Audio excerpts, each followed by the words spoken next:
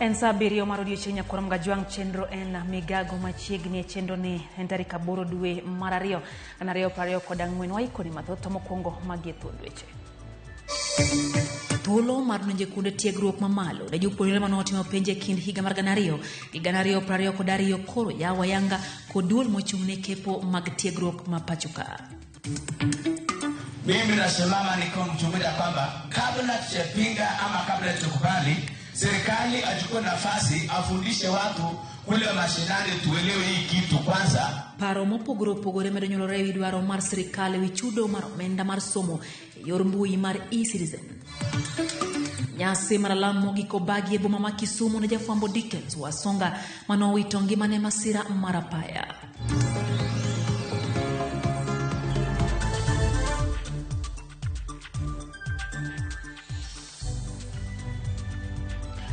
Jogo manotimo penj mar klas 12 higa mokalo kod manotimo KCSE kind higa mar ganario gi ganario pario kod ario koro ntiere kod thuolo mar oro kwayo mar donjo kuonde tiegruok mamalo opogore opogore e pacho kae.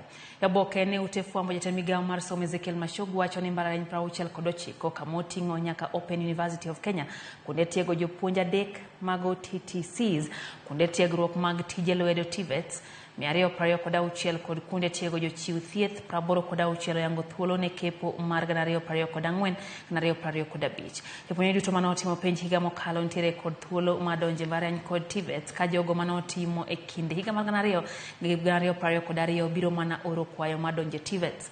Jogo mantiere kod kwayo mondo or kwayo e mbui mar KUCCPS kapok ochopo 22 dwene.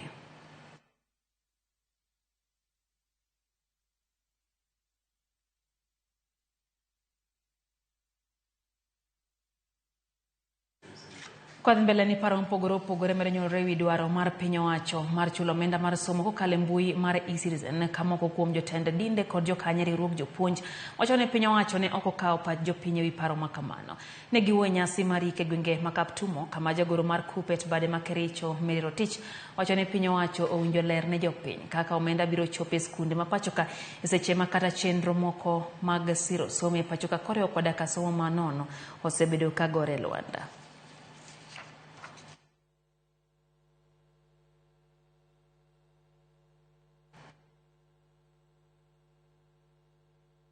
Serikali alisema kwamba tunataka tumie mambo ya e-citizen. Mimi nataka niombe serikali namna hii. Sisi tukiwa kanisa, mimi nasimama niko mchunguza kwamba kabla tujapinga ama kabla tukubali, serikali achukue nafasi afundishe watu kule mashinani tuelewe hii kitu kwanza. Hii maneno ya e-citizen tunasema hatutaki kwa sababu hatujui hii pesa inaenda wapi. Serikali lazima wajue ya kwamba wazazi wengi wanatoka familia ambazo tunapeleka kuni shule ndio tulipe school fees. Tunapeleka maziwa ndio tulipe school fees. So tunauliza kwa unyenyekevu, hii citizen inapokea mahindi? Inapokea maziwa?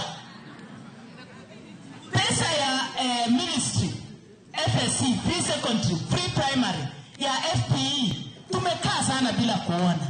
Kama free primary ni ngumu ingie, FSC haingii, tutangojea e-citizen kweli?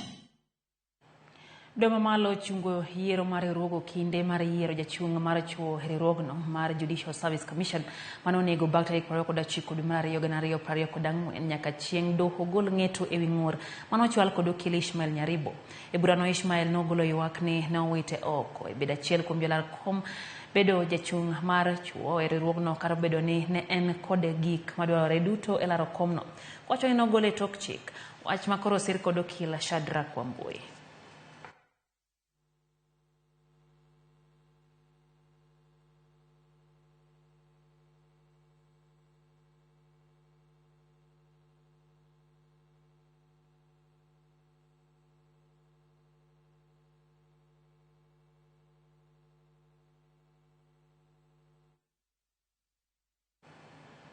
Jod bura makam ketiati William onindo heod ang'ech bang' kanyo make odiochieng' manyoro gi apisas ma okwach kiche boma Nakuru ewi mano ma chich ninyo onyayo monj ma osebedo kadhi mbele e gwenge ma Mar Okak. Kamket nodin ne log tich mar okwach kich ma Nakuru ka koro higeno chwale doho sasa kochakre sani. Obila chich ni kamket osebedo kasia lweny e kind oganda anyato bang' lweny muoch e gwenge ma Suguta e kaunti ma Baringo.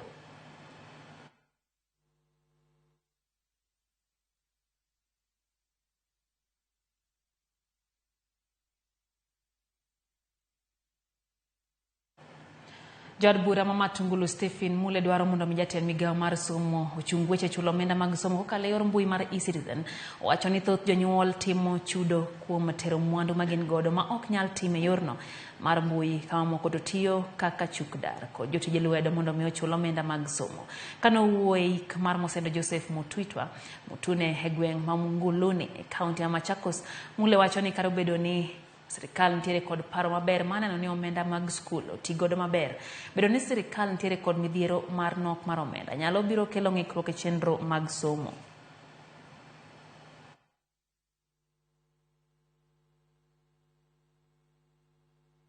Nataka niulize Mheshimiwa Machogu, Waziri wa Education, hii mchezo mko nayo katika hii serikali ya Kenya kwisha lazima iishe.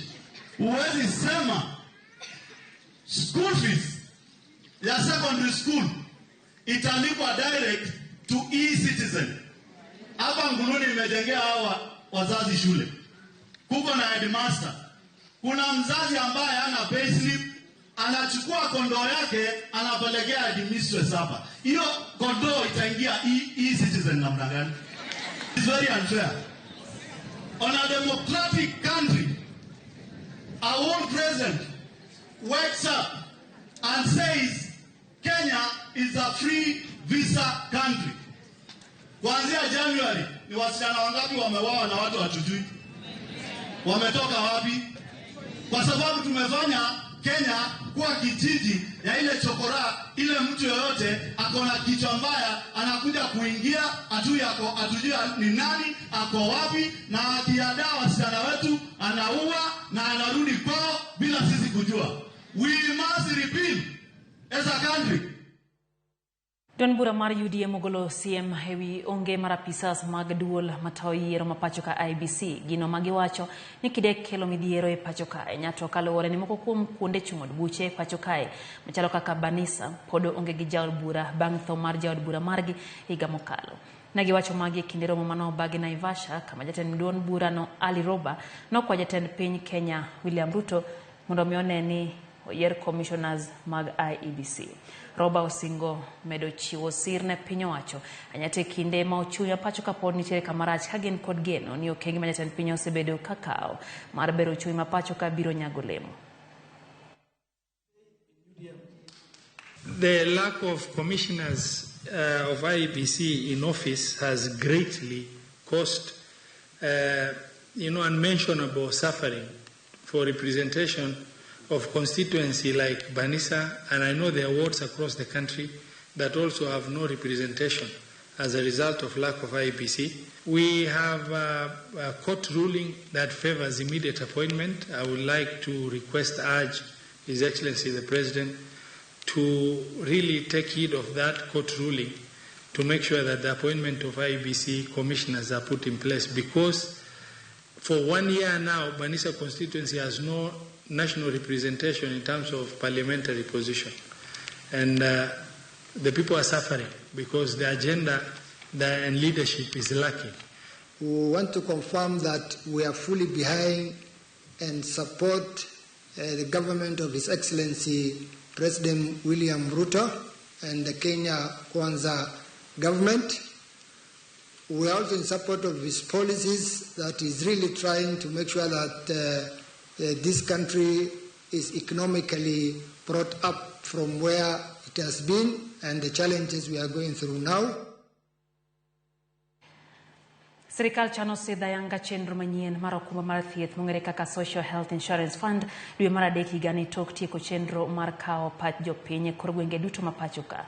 Kolose boma ma Nakuru chenro mar tiego jotelo kod jopiny e wi okumba mar thieth manyien. Jatend thieth maduong' mar Kenyatta Referral Laktar Iverson Kimori wacho ni chenro mar tiego jopiny e wi okumba mar thieth no biro rumo e giko dwe mar ariyo. Jodak ma Nakuru bende oyudo thuolo mar chwalo pachgi e wi okumba no mar thieth kod ber mobiro kelo negi. What it means, how will you be, and what are the benefit packages for all the process that you are saying. This is part of the process so that nobody is left behind. Another area of concern was what are diseases that are excluded? Is everything included within this cover?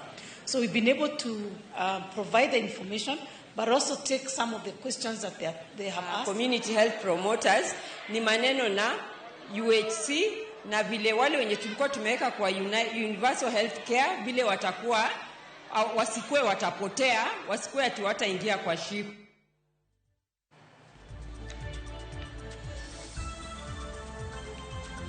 Oyo matinya kwa mgajwang chenda Migago aduogo kikidi mabor.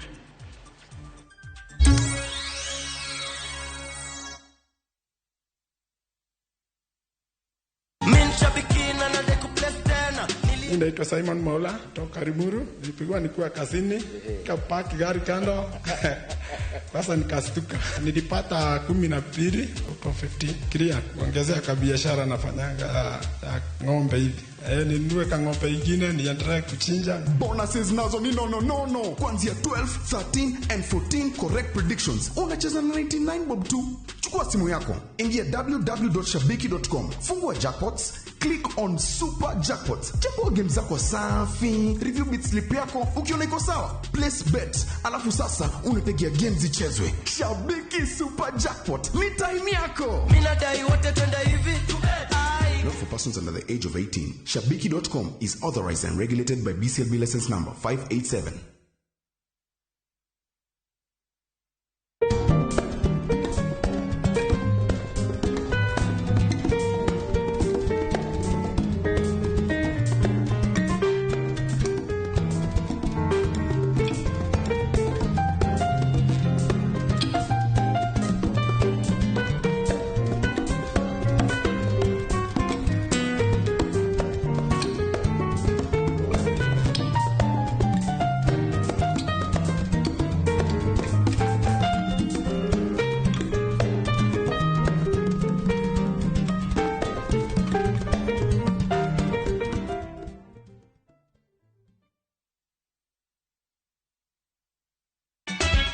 Osiep motegno kod johot moerore ritore. Yakocha, timondo ndisori. Wayudo ng'eyo tonggi. Ipani akia gik mitimoga. Uro wengi donje matusi na ukweli donge. Yud more ngimani kokalo e gik matindo. Udogo shwab wene musajakadala. Justice for all. Miane ngima Nyarkochia kod osiepene kachiel kod joodgi. I am busy. Sama giromo gi pek mar ngima, joot kod osiepe. Nyasaye neno gi wang'i ma ok opimni. Akwaye ni mondo imak tieja karibu to kopuodho tilew chunye. Ok ginyal weyi ma ok inyiero. Nyakocha irachna. Joka. Koka ite to tegore mana ka ita puoyo maniego. Nyarkochia. Tich abich ka tich abich, saa 1:55 otieno. Mana Ramogi TV.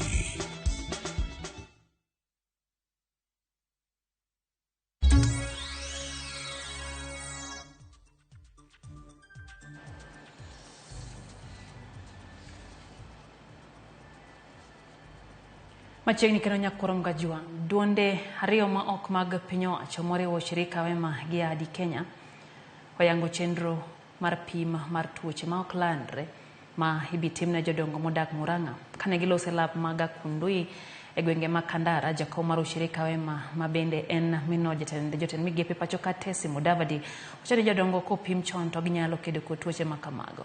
Omedo ni pim machon ne tuoche moriwo mag sukari gi pressure inyalo kedo godo e sama owinjore kaluwore ni mag tuoche mathoro mako jodongo. Nyamrerwa e gwenge ema ibiro telone timo campaigns ma kamago e gwengego.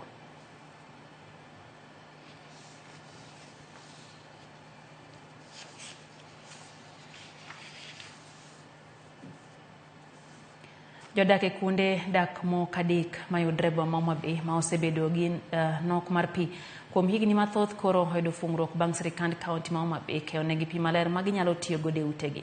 Kunde dak go ting'o kar dak ma Kapita, Makongeni kod Got Rabuor. Kendo jopiny ma odak e gwenge go osebedo gi riyo mar pi ka gisebedo ka gitiyo mana gi pige ma ochido ma gigole nam Lolwe. Ted kaunti no ka otudre gi migawo mar dunia mawuok e piny Netherlands no ochako chenro mar keyo pi maler. Kunde dak go kano yaw gi ayanga mondo mi jopiny ochak tiyo kodgi. Ted migawo mar ochung' ne pi e kaunti ma Homabay Joash Alom okonegi kore mane onegi tieko nok mar pi ma osebedo ka okwako bomano kod kuonde mamoko. Sirikal mar county government ma Homabay osetiyo gomenda ma romo milion 200 mondo me wabed kod pi ok e municipalities wakende to kata mana e kuonde mag reserve.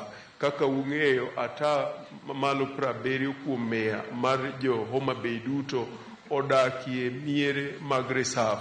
Kuom ward ka ward nyo watemo ma wamiyo pi kendo pod wadhi medo miyo gi pi e ndalo mabiro. To maduong' ni ei Homabay wasebedo gi chandruok mar pi te kinde mokalo mochopo nyaka samwa gikene king'iyo estate mar Sofia michopo nyaka Kudoyo mibiro nyaka michopo Rang'wena nyaka Kapita sani koro pi ringo kendo jopiny mor ni gin kod pi. Thuolo masani ne walonch pi madhi Makongeni, Kapita, Rang'wena. Kuonde gi gin kuonde ma igni madhi 6 kata 7 mokalo pok gibedo gi pi. To kaluwore gi chenro maber ma joma Wasco ni godo, sani koro ne wakelo pi ma pi ochopo, jo Makongeni, jo Rang'wena, jo Kapita, sani yudo pi maber. Tenda Kenya Maritime ne dhogi moko bang' komiti mar od bura mochung' ne nono omenda jopiny chopo nyimgi mar yudo ler ewi omuom mar siling milion 500 mikoni pok oyangore kaka no otigo de gedo mar log tich margi manyien. Kamotino no ochuno jotelo kuong'ore gi muma bang' yango ni ne gichiwo ripode mogwenyore kaluwore gi ripot ma janon buge mag piny owacho michich ni chal ni omenda go notigo de yo mibadhi. Jojawa koni gi ler kuoki kaunti ya Mombasa. Kanyo no mag kamati mar od bura mochung' ne nono omenda mag jopiny ne ochopo log tich manyien mar Kenya Maritime Authority Mombasa mar dayo dho jotelogo ewi wach omenda moheo shillings milion 500 mikoni pok oyangore kaka ne otiyo e gedo mar odno. Kae jata tije e apis no Midusa Martin Munga ne okoni gi kore mar duoko penjo mantiere. Mr. Chairman, I'm 6 weeks in this job. And we are going to provide you the information that the honorable members require. Kata kamano, tend Kenya Maritime no yudore e tago maliet kaluwore gi penjo mane owuok e lipod janon buge mag piny owacho. The balance of Kenya shilling 29,316,281 or 72% of the advance payment was therefore not secured. At this moment, our understanding was that we were going to show the building. Tomorrow we'll provide you all the questions that have been raised here so that we can prepare all the necessary, give you all the necessary information. If you have received this in line with our notice, then you have no choice but to cooperate with the committee and give us all the necessary information as directed by the chair. Committee yetu ya bunge ilikuwa inahitaji items ambazo zilileta hiyo variation. So na wao hawakuwa tayari. Ndio tukawatuma waende kwa ofisi yao ndio wakaleste ile list. To bang' kwayo thuolo mar dhi kudore matin, kamatino ne ochuno jotelogo mondo mi okuongre gi muma bang' yango ni ne gichiwo lipode magwenyore. I, Engineer Martin Zombo Munga, do here swear that evidence I shall give before this committee on the matter and matters under this consideration shall be the truth, the whole truth, nothing but the truth, so help me God. The evidence that I shall give before this committee on the matters under its consideration shall be the truth, the whole truth, nothing but the truth, so help me God. So help me God. This building was designed to cost about 1.7 billion, but eventually it has exceeded 2 billion.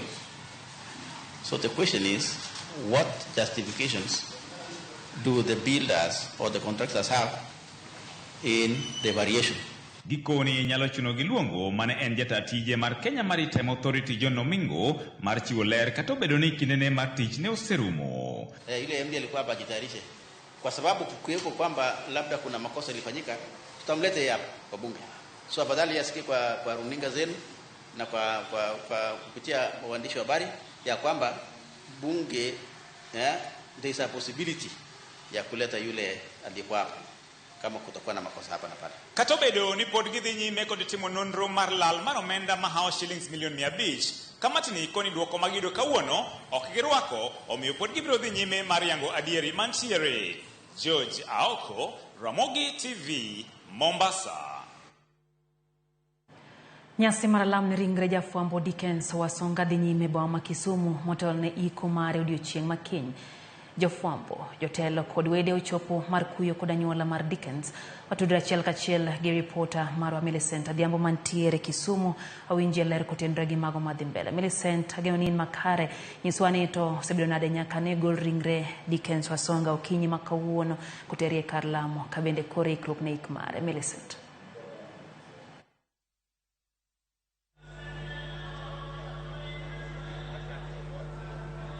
Pero kamana inya Lydia, achiel kachiel kwa wuoke kanisa mar St. Stephen's Cathedral SK mayudore kar dak ma Milimani kuma chenro mar kowo jafwambo mosenindo Dickens Wasonga mane ndiko ne The Star newspaper dhi e nyime kuma ne ogole e kar kano ringre mar kwe funeral home mayudore Jaramogo gi Ngodinga. Kaendi wan kod anyuola osiepe kod jotije wetene kata jofwambo wetene mochopo kaendi mabende wadwa ni walosgo mondo ginyiswa ni todo chieng' ma kawuono chenro chalo nade mar kowo jafwambo mosenindo Dickens kaachiel kod weche ma ogik ma ginyalo pare godo. Machiegni ahinya bro chako kodi kaka osiepne kendo jafwambo wadgi mane chiegni kode ahinya nyalo paro Dickens kod ang'o to chenro mar kowe chalo nade. Mokwongo Milia ni luonga ni Justice Ochieng, ane jakom ma chenro mar iluongo gi dho ngere ni funeral committee ma Kisumo mapango iko mar osiepwa kendo koligwa Dickens Wasonga.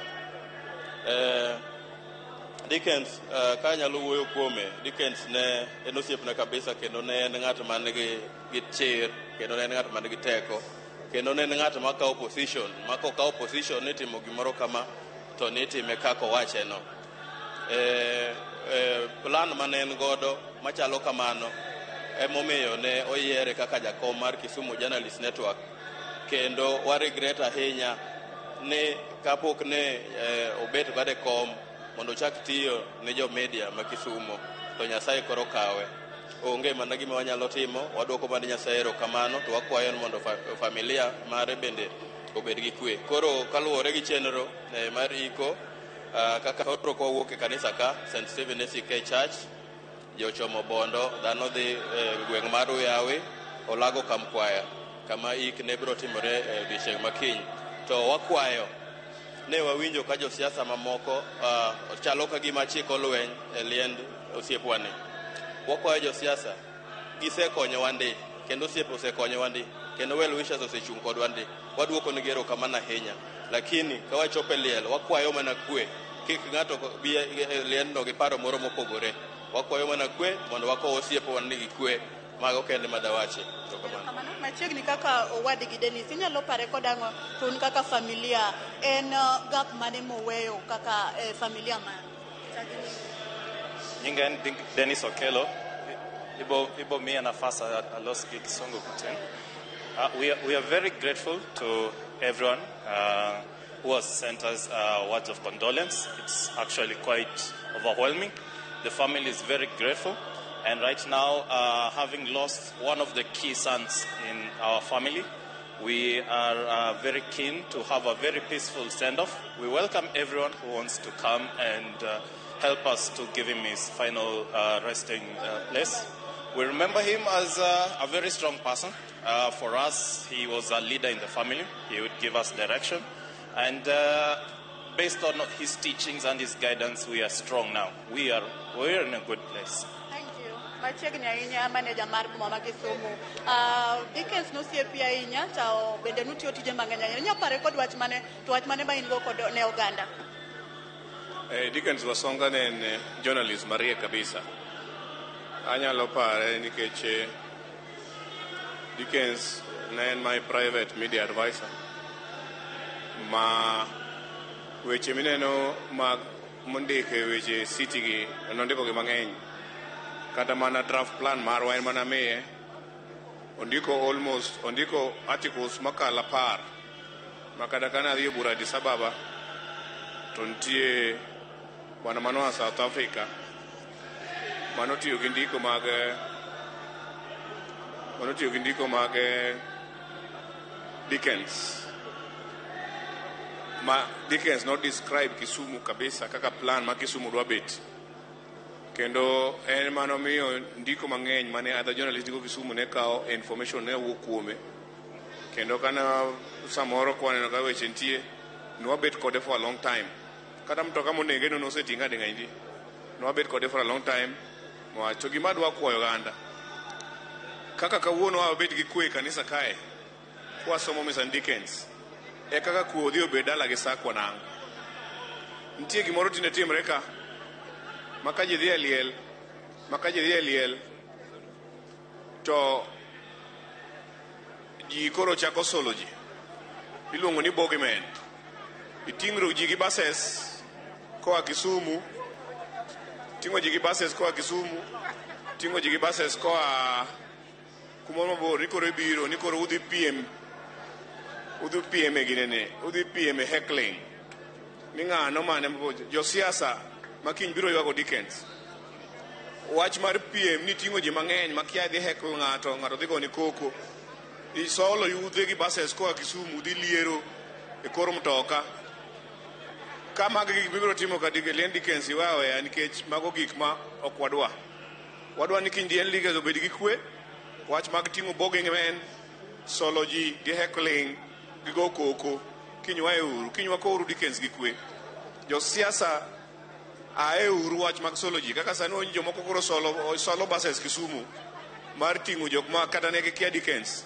Gidhi Kisumu, gidwa dhi go nango, gidhi ketho go liel kuno kiny. Aeure gik manonogo, mago iluongo Kisungu ni primitive activities, ma wawe engage. Kiny kibiro, ywago Dickens, komi thuolo, tiloso, ywago Dickens, wadhi dala. Ok ni ka ng'ato wuok, to kore kam tiyo lieri mtoka mang'eny, kia ng'ono, kia ni security, kia gik manono gi heckling, waero gigo. Kamano. Mana kamano nyakwara Ramogi, Lydia, mano e moko kuom paro kod ote mag kuyo kod lit ma okow godo mosenindo Dickens, ma bende ka ji owuok kae ni tidhi tere nyaka e dala gi Bondo. Kaka ineno no, mano gari moting'o ringre mosenindo Dickens Wasonga, ma bende kae ni wuoth chakore achiel kachiel katere nyaka e dala gi kumibokowe odiochieng' makiny e Bondo uyawi. Ma bende gi thuolo ni neno ka ji kore familia osebet kanyo, kamo bet mbele kanyo en minode kaachiel kod min gi kaachiel kod familia mamoko. En lit kod kuyo ne jofwambo kaachiel kod anyuola mar Dickens ma kawuono ko ng'atno magiparo kaka jal mane ohero ji duto kendo ne on machiegni mar konyo oganda duto. Ka kamano taduoko ni e studio mondo idhi nyime kod weche manyien mamedo tuche mesawa mar keyo weche. Lydia an kuomi. Rokano Millicent Dhiambo nyakurom gajong mano kanyo en kopo mar Dickens Wasonga kabende mano en kopo mar Nyaki gwego ma Siaya County Bondo nyakurom gajong kana bende dhi kete ringre Dickens oyue siposa kech wachoni okone familia mar Dickens Wasonga hocho mar Nyasaye kindege bende koro gintie gi pek. Faith Mzoma en oti mari kanyo wacho kanyo ni mora hinya gi chendo ni kwayo oti makuyo ne Dickens Wasonga familia mare. Kwa mgajwange kanye mwatieke chendo mar Migago ntiere chendo mabiro mar kuku mar Afcon mago magpiny tuke magadula madhi mbele kinde pinje mag Afrika. Rich Masane nyinga Lydia Okeo.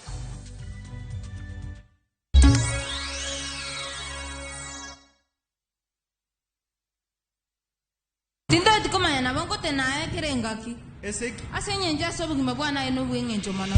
It's a love story like no other, where jealousy and pretense are obvious between